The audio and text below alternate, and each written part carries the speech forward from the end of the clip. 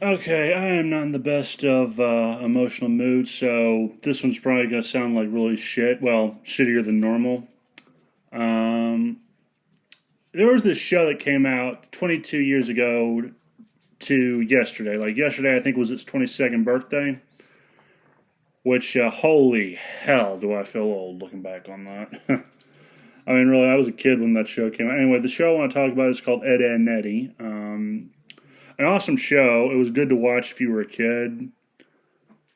And it was just imagine a series of adventures, well, scams or attempts to get money. That's basically what the show was, along with some other misadventures.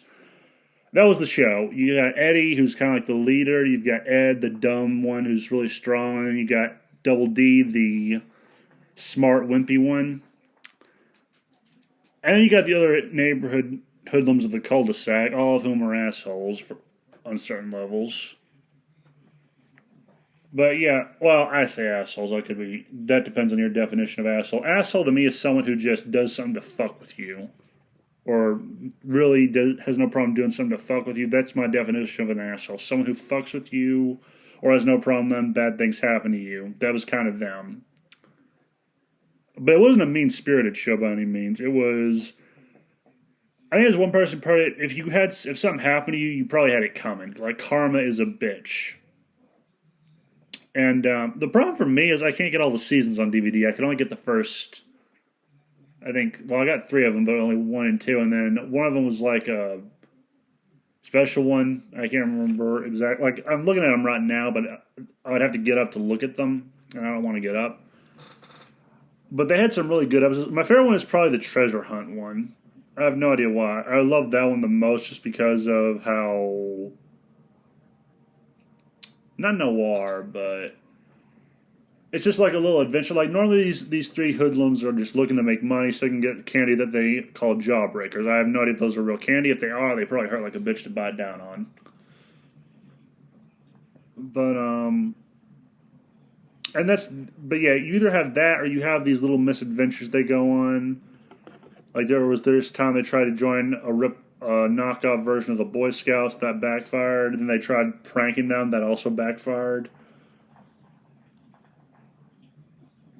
And the funny thing is, they are good guys for the most part. Like especially like the one that you would probably have reservations on thinking that on is probably Eddy. But I agree with the voice actor of him. I do think Eddie's a good guy. He wants to be like his brother, unfortunately, and his brother is a scumbag.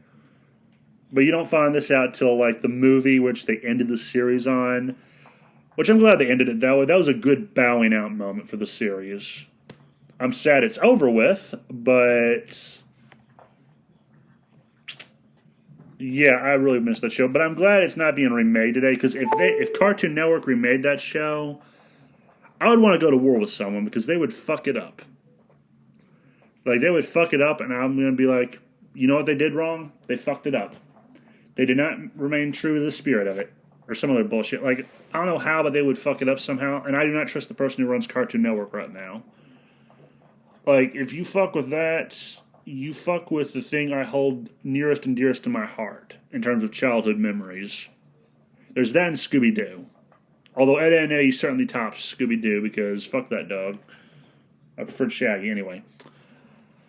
Um,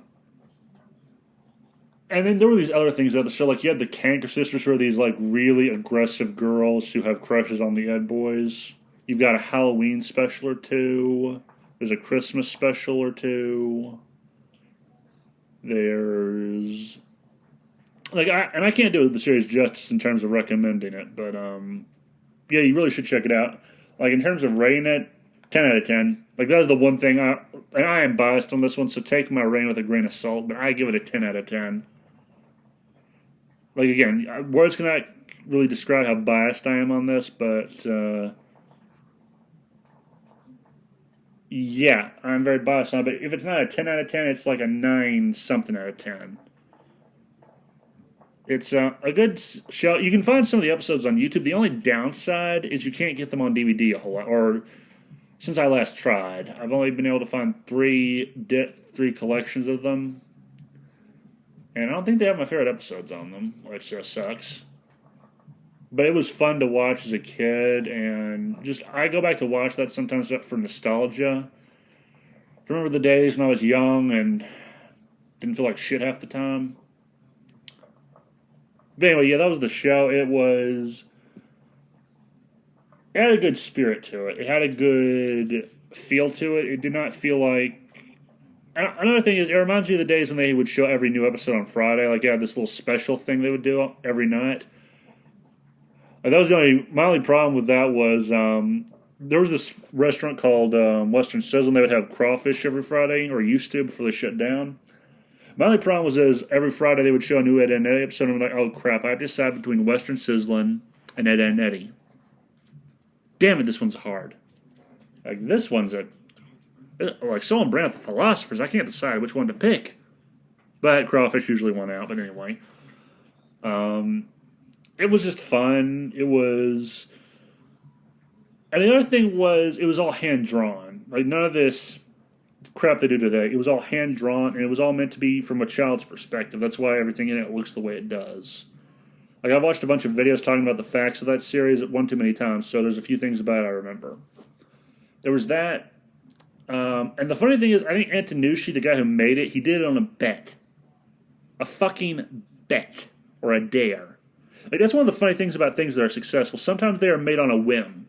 Or it's supposed to be a one-and-done thing and you're done. Like, The Witcher was entered into a contest. I mean, granted, a plagiarized entrance into a contest, but still. The Elric and Imelda Monet stories, like, Michael Moorcock wrote that as what he thought was going to be a one-off story, but then the editor for the magazine he wrote it for, he asked for another and another and another, and yeah.